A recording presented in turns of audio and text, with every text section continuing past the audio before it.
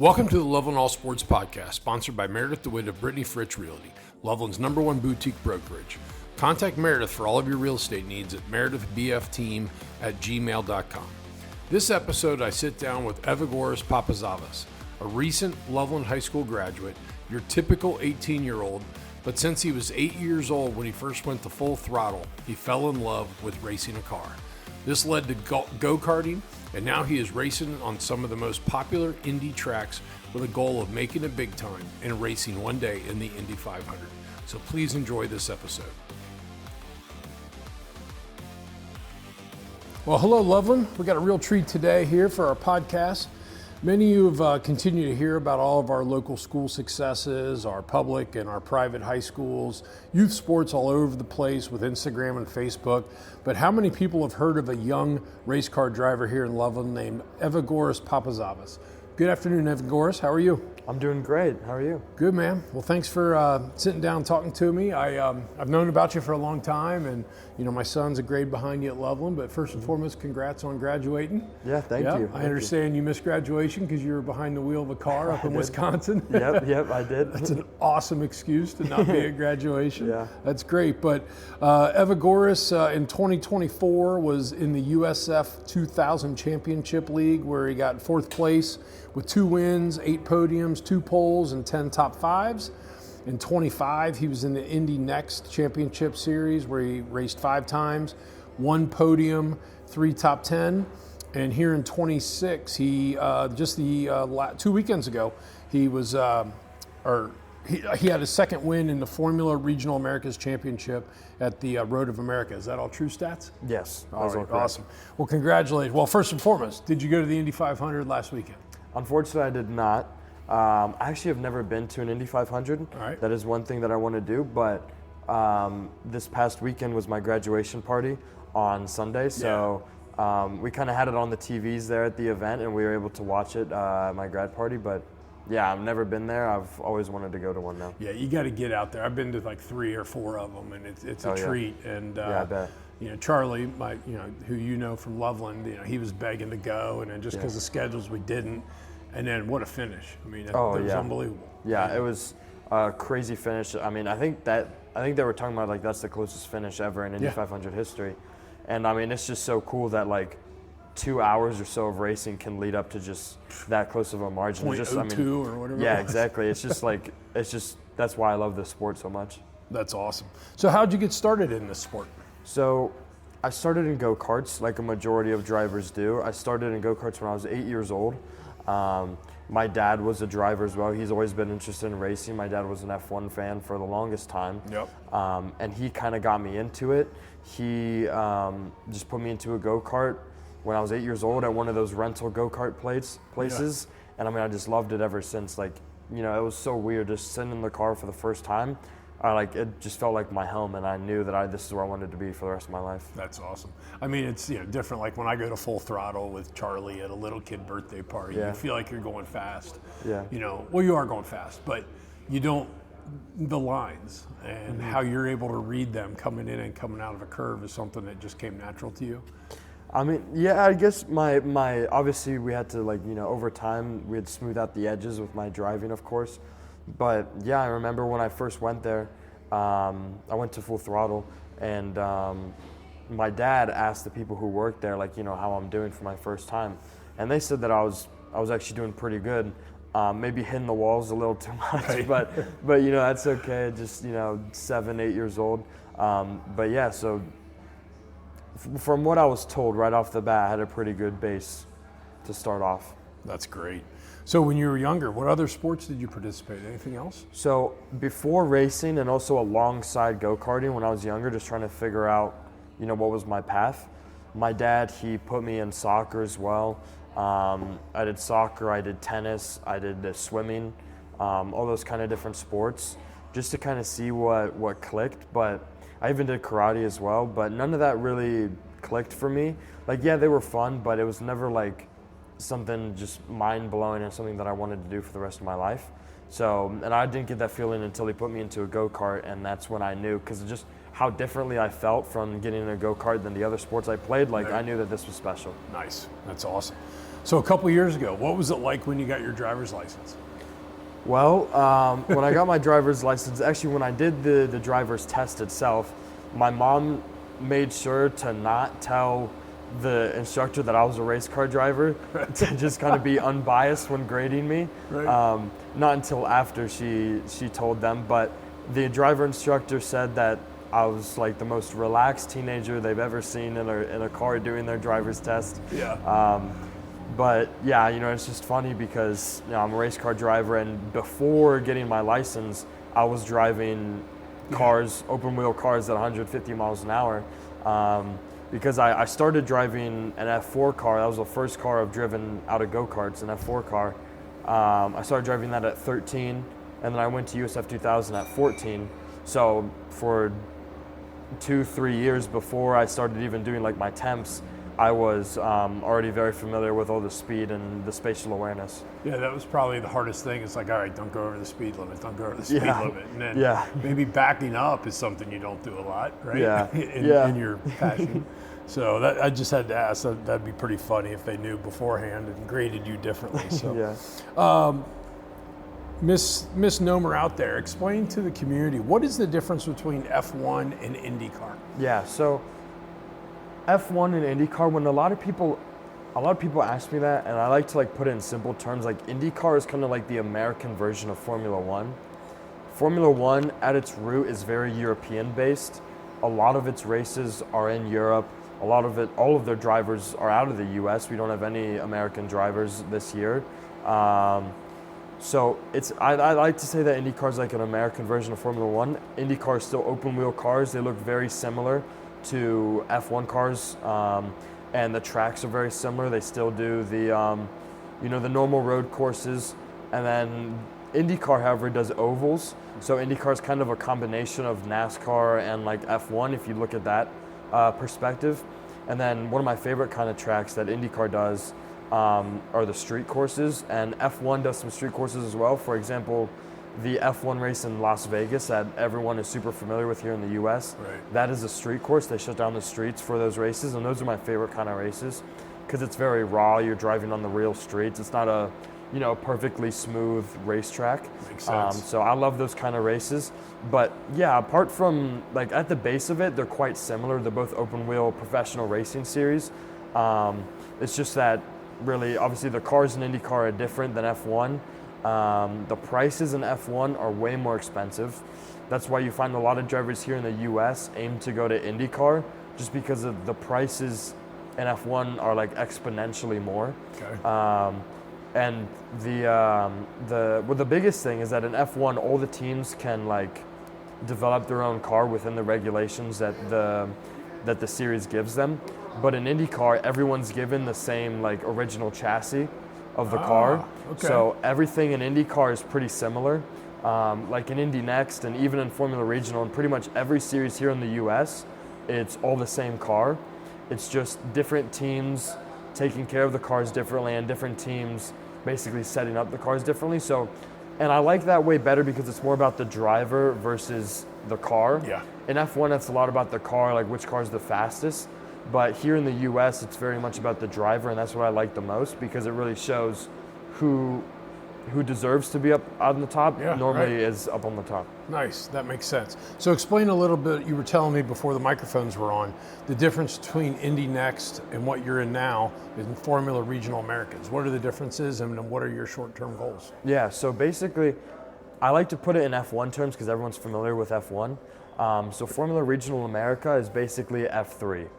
So the third level before you go pro, and then Indy Next I like to say is F2. But here in the US, it's slightly different because Formula Regional Americas is, hence the name, it's more directly linked towards Formula One. So after Formula Regional America, then it's up to the driver to find their path to kind of go to Europe and go through the levels, go to F3 in Europe, F2 in Europe, and then eventually to F1. Now with that, there's a lot, it's way more expensive. If you win the championship in Formula Regional, you get $100K in cash to your pockets. You can use it to whatever kind of racing you want for next year.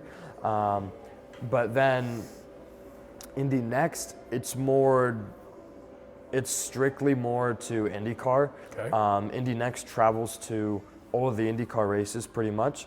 So, and that was the same thing in USF. So when I was in USF, I would be there racing on the IndyCar weekend, so the IndyCar fans would see me race as well, just before the, IndyCar, and same thing with Indy Next. So it's more directly linked to IndyCar, but I say it's F2 because it's the level right below IndyCar, and when you win the championship in Indy Next, you move up into the pro level, which would be IndyCar. Okay.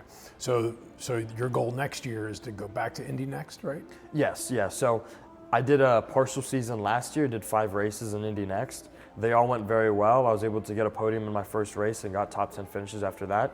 So I surprised a lot of people, got a good reputation, but it's just super expensive, I believe. To do a full season in Indy Next, it's like $2 million. Wow. For one season. So it's super expensive. So that's why we kind of took a step back, doing a different series, still getting that seat time, but also giving us time to build funding, so that way we can use it for a full season next year in Indy Next. Okay, makes sense. So who's your favorite driver?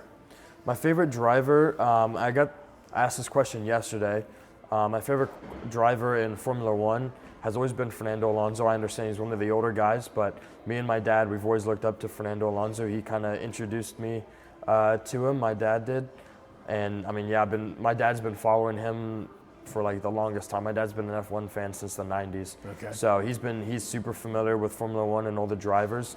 But I'd say like Fernando Alonso, we're all pretty good fans of him. But other than that, it's hard really, because everyone else, at this point I just kind of enjoy watching the racing, just to watch it, and just because I just love racing, just love watching it. And obviously I love driving, so I just kind of love to just watch it and just see what happens and just watch them race. Yeah. Do you have a favorite? Do you follow NASCAR at all? I do follow NASCAR a little bit. I like to stay very well-rounded and follow a bunch of different racing series, but I do follow NASCAR a little bit. Not as much as open wheel series, but I do have some friends that are pretty big NASCAR fans. Yeah. And then why number 71? So 71, I've used that number when I was in soccer, and I've used that number in go-karting, and I got the opportunity to pick my number this year, so I chose 71.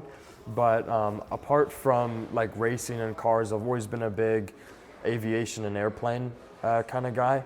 My dad, he got an aerospace engineering degree, so he's been big into it as well. So he kind of, once again, showed me it, and I've just been super interested in it. And one of my favorite planes is the SR-71 Blackbird, Okay. Which is like, I think, one of the fastest planes in the world. Right. So basically the 71, I got it from that plane, and I've just been using it ever since. It's in my Instagram handle. It's in like all my social media handles, and it's in on all my race cars that I can choose the number for. Yeah, I've noticed that too. And you'll never, I'm a football guy, right? So 58 was my number in college. So it's like everything I do has got 58 in it. So it's always good to hear that story. So talk about some of the biggest sacrifices that you and your family have had to make to get where you are. Yeah, I mean, it really started in go-karting from the very beginning. Even karting itself is a really expensive sport. I mean, so like my dad, so I mentioned before that he was a driver, and he had his own race car. It wasn't at the level that I'm doing it at. It was more like a club level. So he was part of clubs that would go to tracks and still race. At the end of the day, racing is racing, and he taught me a lot when I was in karting. So I'm very thankful for his skills and his knowledge to teach me. But anyway, so he sold his race car a while back when I was still in karting, just to help fund my racing. So there was a lot of, there's two different kinds of sacrifices. There are a lot of the materialistic ones, to save money here and there. We try to save money everywhere we can to put it towards racing. And then we also, time sacrifices as well. Racing takes up a lot of time, whether it's from me or even my family. I have, training every day. I have like today, this morning when I woke up, I had reaction training, and I go to the gym every day. So there's a lot of sacrifices from me and also from my family as well, whether it's time or material, like I said. But my family gives up a lot of time because they're heavily involved as well. We're working with people. We have people hired to kind of help us find money, find us sponsors. So we're bringing in so many resources, so many people to help us out. But yeah, it's just like a lot of time given up for whatever it is I may be doing. Right. You know, even interviews, right? Because, you know, most teenagers don't really do many interviews. So there's a lot of different things that come with being a race car driver that it's part of it. But, you know, at the end of the day, I love doing it because it's part of the sport and I love the sport. So that's great. It's so good to hear. And then, you know, you think about what the future lies, the things you're learning now, regardless if driving ends next week for you, the things that you've learned are going to help you with whatever you do in your career. Oh yeah, after this. So it's absolutely awesome to hear. So great job. How do you handle the pressure of performing on such a big stage? You're not playing travel baseball. You're not playing high school soccer, high school tennis. How do you handle that pressure of being on such a big stage at a young age? Yeah. So I mean, I've kind of like. It's just like, I don't know, when you put the helmet on and you close the visor, you kind of, all you think about is just driving. Whether you're in the cockpit of the car and it's a small area, you're very laser focused on what you need to do and the job at hand. But really, I just kind of say to myself, I mean, just do what you do, just drive the car. You know, that's all you really can do. I've grown up racing. I've had so much experience racing, whether it's on the simulator at home or it's just, you know, being with the team or whatever's going on. So it's always like, you just have to basically dumb it down for yourself. Okay. And just drive the car, because that's all you can really do. So just focus on driving, focus on yourself, focus on improving each lap, each race, and the results will come. Now, do you keep the car at home? Like, you guys have a garage and work on it, or does the car move with you or for you? Yeah, so the car moves for us. The team takes care of the cars. This level of motorsport is very high level motorsport, so the team takes care of the cars. You know, they have a shop that's based at a racetrack in Texas. I think it's an hour or so south of Arlington. That's where my team is based. So they're based in Texas. They're there at the track. They have a bunch of people there at the shop working, making sure the cars are going to be good for the next race, make sure they're reliable, replace any parts that need to be replaced. But yeah, so the team, they take care of everything and they make sure that everything's good for the race. So all I got to do is just bring my gear bag with all my stuff and pack my clothes and just take myself to the races. Great. How do you deal with criticism? Do you have any criticism on social media or anything as of yet? I wouldn't, not much yet. I'm not to that level, but there always are, you know, people here and there, whether, you know, just anywhere really. Yeah, right. Just people that they could say some things, whether they're jealous or whatever. That's exactly what I was thinking. Yeah, people just kind of say things, but you got to just do your best to just kind of ignore it and you just got to, you know, like I said, just drive the car, just focus on yourself and just keep improving yourself. Awesome. So what is the biggest difference, besides money? Money's going to be there, but what's the difference between Indy Next, the highest level of Indy Next, and making it to Indy? What's the biggest difference? What separates the man from the boys? Basically, I would say it's a different level of maturity, I'd say. Obviously, the money that's involved, there's a lot more money involved in IndyCar. There's a lot more fans, IndyCar fans. But Indy Next, they do a very good job at taking drivers that win the championship in Indy Next or finish in the top 3 in Indy Next and give them the opportunity to move to IndyCar. They do a very good job at doing that. And it's really like, you know, it prepares the drivers very well for IndyCar. There's Indy Next drivers that, you know, were in the top 3 or won the championship last year that are in IndyCar and they're doing very well. For example, one of my teammates from last year, Kyle Collette, he is in IndyCar this year. And I mean, I remember watching the Indy 500, you know, last weekend, and he was leading a few laps of the Indy 500. So right. They do a very good job of preparing the drivers. But I just say it's a mental thing. It's kind of the biggest, to just understand that now you're at the top step, so there is no more fighting to go higher. You're already there, so it's just about maintaining that position and to keep improving, you know, within that series. Okay, good. That's great. Let's see here. What is something that the average fan thinks is easy about driving a high-level race car, which is absolutely wrong. What's something that, go fast, turn left? Yeah, I mean, on the oval, it's like, oh, that looks easy. Yeah. I mean, any sport, when you're watching a professional person do it, you think it looks easy. And I know I did one of those, like, the Rusty Wallace experience down at Indy, the track in Kentucky years ago, and you don't realize the bank of a turn. Yeah. You don't realize how steep that is until you're looking at it. But on TV, it's like, oh, they just hit the gas and do this. Yeah. No, it's that's kind of like the biggest thing with people that say it's easy. They just say, oh, it's just driving a car just a little bit faster down the roads, right? Right. And it's like people would come up to me and they'd be like, oh, I do just fine. I've gone like 120 on the highway before. They tell me this stuff, and I'm like, it's completely different. Right.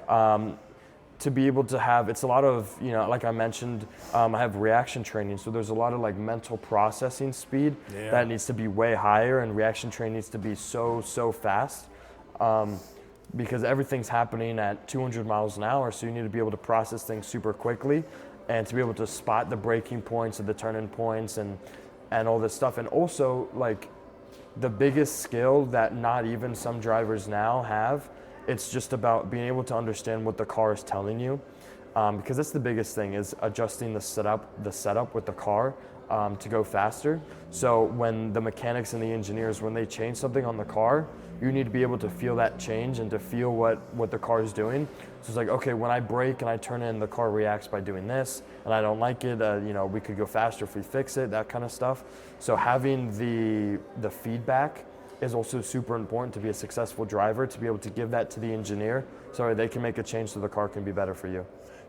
I know what it feels like when a nice sports car drives by you and revs it a little bit, or you get in one and start it. Do you have that same feeling when you start that thing every single time of just like, wow, listen to this engine? Oh yeah, I mean, it's the same thing. It doesn't get old. I mean, even in go-karting, it's the same thing. It's just, and all that is, it's just for a love for cars and a love for racing. A lot of drivers who are race car drivers, a lot of them don't really like cars as much. Like, yeah, they like cars, but not like they're not like obsessed with them, right? But I feel like I'm the opposite. I'm very obsessed with cars, and same thing with racing, and they translate very well together. But yeah, I mean, ever since I was little in go-karts, I've just always loved the sound of engines and that kind of stuff. Get that same feeling. Yeah.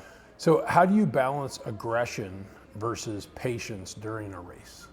Yeah, it's pretty much, it's really based on the context. You just have to know, what is appropriate, whether it's the last lap of the race or it's the very beginning of the race, whether you're starting in the front or you're starting in the back. It all really depends. Like, if you're starting in the back, you want to be more aggressive to get those positions quickly so you can be up at the front. Or if you're starting at the front, it's about being smart, staying in the front pack until the last couple laps of the race, where you really start being aggressive to make moves to go for the win. So it's all really based on the context that's happening, but also the car itself. These races are pretty long, and you have to take care of the car, especially the tires. It's a big thing that we look out for, is tire management. So you have to be able to manage the tires very well, and to be able to be very smooth and soft with the tires, but also be fast as well. At the same time, to be able to flip a switch like that, different mentality, during the same lap almost. So it's a lot of different. You're using your brain and your mind a lot more than people think they are, and that's also another big thing that's different than just driving a car and turning left. Is you have to be able to use your brain and to be able to think while all these things are happening so quickly. And also, while it's a big physical toll on you as well. There's no power steering in these cars, and there's a lot of G-forces that the body has to go through. So it's a very physical sport, and it's super hot as well. We're wearing all of the gear, and we lose, we lose 5 pounds, anywhere from 5 to 10 pounds of just sweat during the race. So it's all about, the physicality of it. And so all those stuff come into play. You just got to be able to think about, when's the time to be passive, when's the time to be aggressive, and that's what makes the driver great. That's awesome. What's a typical race weekend like? Is it travel, obviously, but then how many times in a 2-3 day span do you race? Mm-hmm. Yeah, so this year, just a walk, because every race series is different, but this year, normally I would leave for the races on Wednesday, and then Thursday will be a full day of practice. So it's just practice, we call it testing. So just testing for the drivers and teams.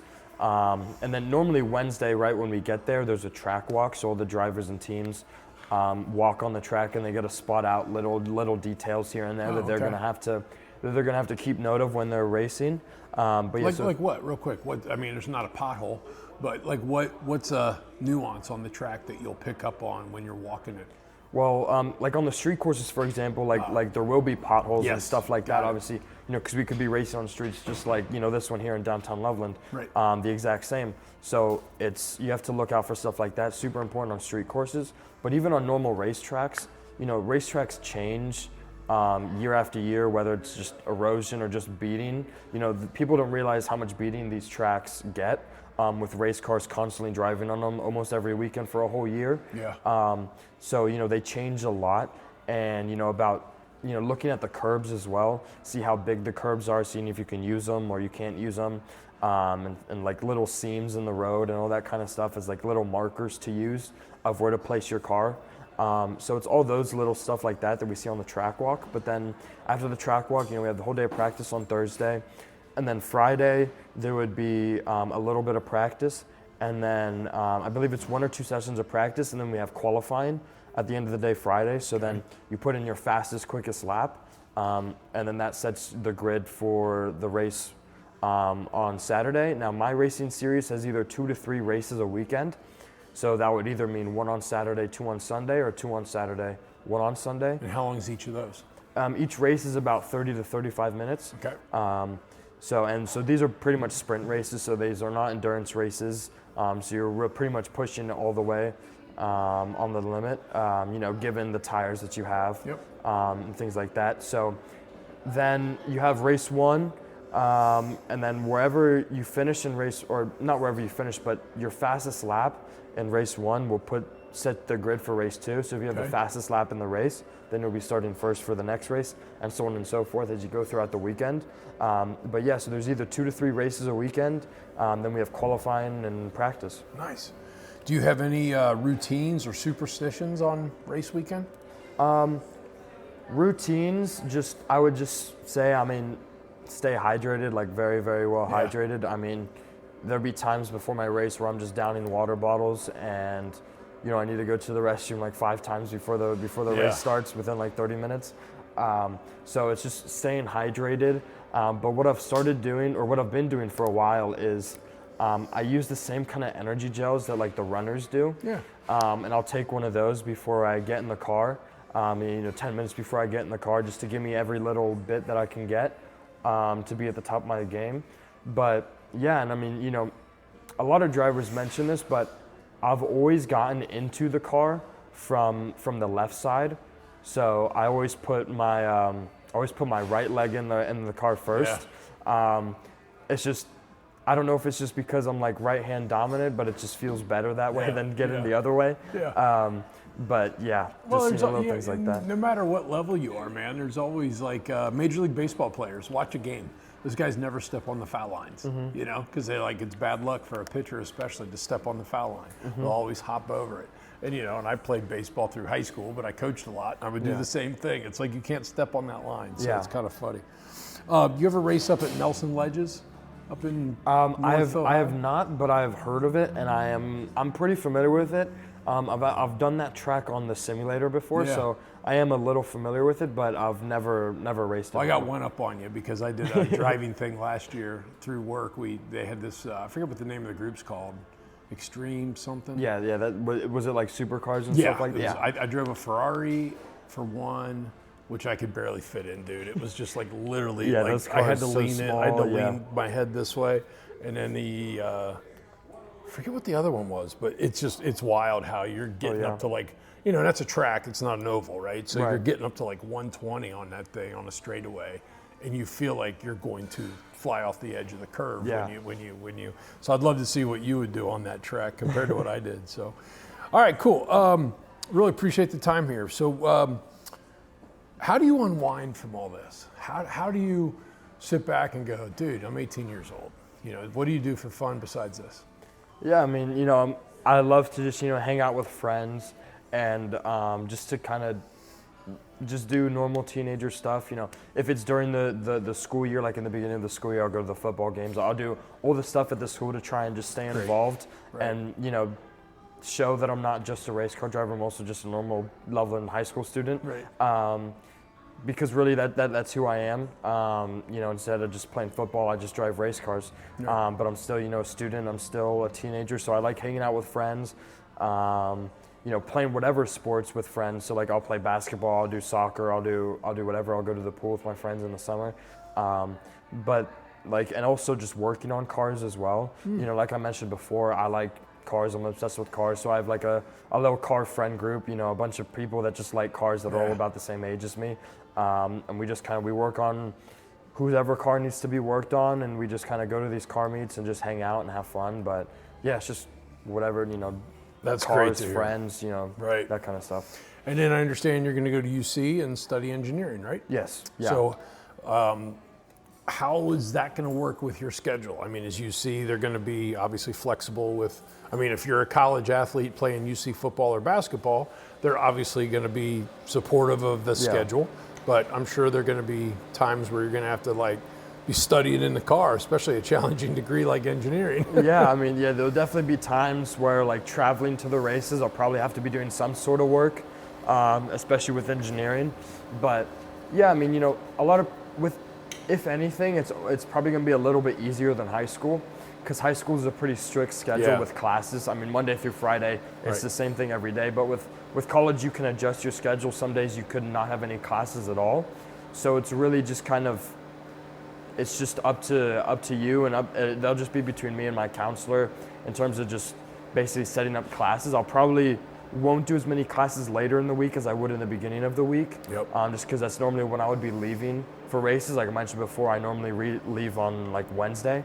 So then I'd probably have to just schedule most of my classes in the beginning of the week. But yeah, I'm looking forward to it. It should be fun. I'm excited to learn engineering. A lot of stuff in that I'll be learning can be applicable to racing.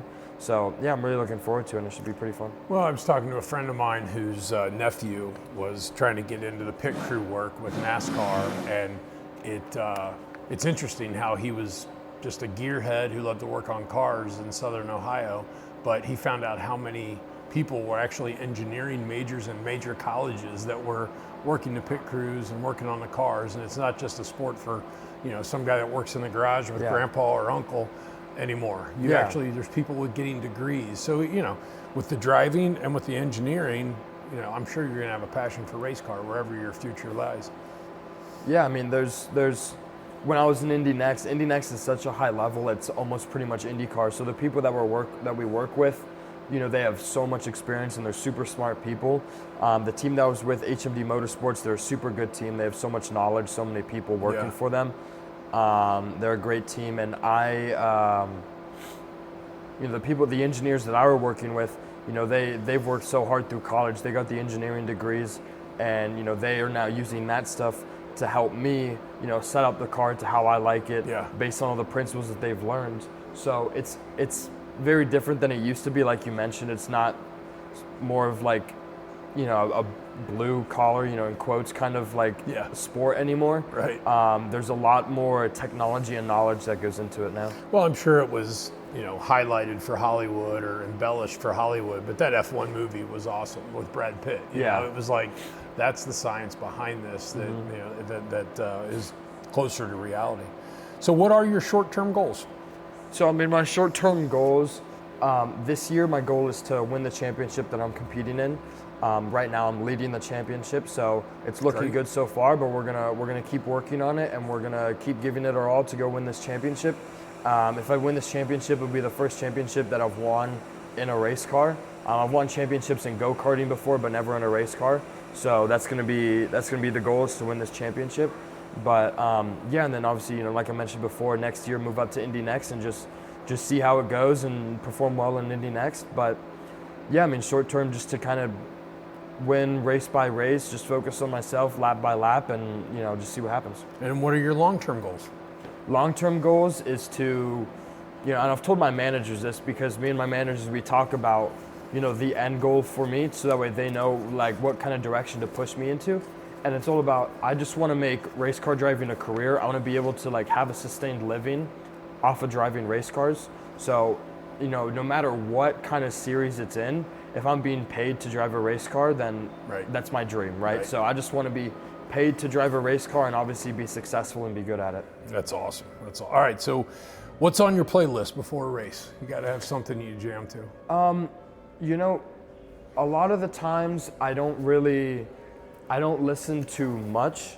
I kind of just, before a race, I don't really listen to anything specific. Yeah, nothing really specific. Most of the time I kind of just spend the time with my engineers, just kind of pre-briefing before the race, just kind of going through the process and just things like that, and just talking to the team owners and all that kind of stuff like that. Just talking to people and just getting zoned in and getting ready to go. Awesome. So who do you race for? Like what your team name is? Crosslink? Yes, so in Formula Regional I compete with Crosslink Motorsports. Okay. They are a very good team. They're based out of Texas. They won the championship last year. The driver that won the championship last year I'm very good friends with, Titus Sherlock. So he's actually one of the driver coaches this year, so he's been coaching me, and he's a great guy to work with. But yeah, I mean, the team itself is a super good team. I think they're one of the highest, most coveted teams in Formula Regional. So, they're a very good team to work with, and I'm very happy where I am. Awesome. And then sponsors. I want to give you the opportunity to give a shout out to them, because I know that's got to be a big part of this. Yeah, so, it is a super big part of this. We're still looking for sponsors to help me out, help me chase my dream. But yeah, so I have local sponsors like RP Diamond. They're a big sponsor of mine. Yeah. They do all my merch. So on their website, you can go to RP Diamond website and go to Evagoras Racing Shop, and you can buy all my merch there. But Ayers Elite Sports Vision, those are the guys that I do my reaction training with. I've been working with them since 2020, since I've been in go-karts. Okay. So they're longtime partners of me, and I've been with them for a long time. And then Bodywise Nutrition, so any vitamins or anything like that. And protein powder, shakes, all that kind of stuff. Nutrition's super popular and also super important. Yep. For race car drivers. And then Tiger Natural Gas as well. So yeah, I got those sponsors. Once again, RP Diamond, Ayers Elite Sports Vision, Bodywise, and Tiger Natural Gas. And the company that I'm working with is called Grip. And this company, that's my managers, and they help me out, and they kind of put out all these sponsor decks to companies and help me find some funding. So that's awesome. Yeah, that's great. Well, let's have a little fun here as we close up. So you're entering what's called Josh's Smoking Seat. I'm just going to fire off some questions and just get a chance to know you. So Skyline or Gold Star? Skyline. LeBron or Jordan? Jordan. Yes. Good man. Is a hot dog a sandwich? No. What's your first concert? First concert? I actually have never been to a concert. Dude, we got to work on that. I know, yeah, I know. I want to go to a concert, but I was supposed to go to a DeBaby concert, but I think I had something racing related. Yeah. I couldn't go. So, it'll come. Yeah. It'll come. Yeah. Do you eat cereal? Yes. Do you put the milk in the bowl first or the cereal first? Cereal first. All right, try the milk first. It's awesome. Okay. If money is no object, besides racing, what sporting event would you like to go to? So besides all racing, probably the Super Bowl. Okay. Just because of, it's so high energy. Kind of reminds me of the Indy 500 and racing, just super high energy. And just there's so much passion between the fans, so I just love to be there. So now racing, which one would you want to go to? You can only go to one. Racing, probably the Indy 500. I've never been. Yeah. So I feel like it's really important to go. And it's only 2 hours away, so I'd really like to go. Right. All right. Would you rather fight one horse-sized duck or 100 duck-sized horses? 100 duck-sized horses. It's hard to say, right? I don't know, man. That's either one would be crazy.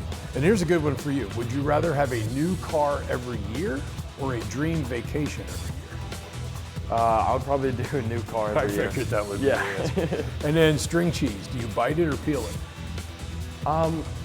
Kind of depends. If I'm in like a rush, I'll bite it, but then, if I just want to take my time, then I'll peel it. Right. Awesome. Well, just some fun.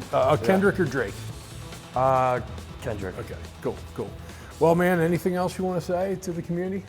Just to follow my socials. It's Evagoras71 on pretty much everything, on Instagram, on Facebook, on X, on all of that kind of stuff. But yeah, just, support. I appreciate all the support. And yeah, there's not much that I can really ask for except for just support, and just to thank you to all the people that have been supporting me, including my family and my friends. Awesome. That's great, man. There's no doubt about it. Sitting down here with you, you're going to be successful at whatever you do, man. I appreciate it. You really are. What you're learning here in this, what was a hobby that's now turned into a passion, you're going to be successful at whatever you do. I know, you've had demands of interviews and challenging schedules and things like that. Make sure you take time for yourself too, right? Of course, yeah. You're never going to get that back, man. Yeah. And like you said, follow him on all the socials. Let's watch him. Give him the best of luck, and we look forward to watching you in the future and put little old Loveland on the map, man. Oh yeah, appreciate it. That's the goal. Good luck to you, bud. Thank you. You bet. This episode was sponsored by Cappy's Wine and Spirits. This summer, enjoy the warm nights with some of your favorite bands. Thanks for everything that you do. I also hope you enjoyed my conversation with Evagoras. We all wish him well, and we hope to see him on the podium more and more, and one day soon we'll see him in the Indy 500. Please shoot any future podcast ideas you want to lovelandallsports@gmail.com, and be sure to follow us on Facebook at the Loveland All Sports Pod.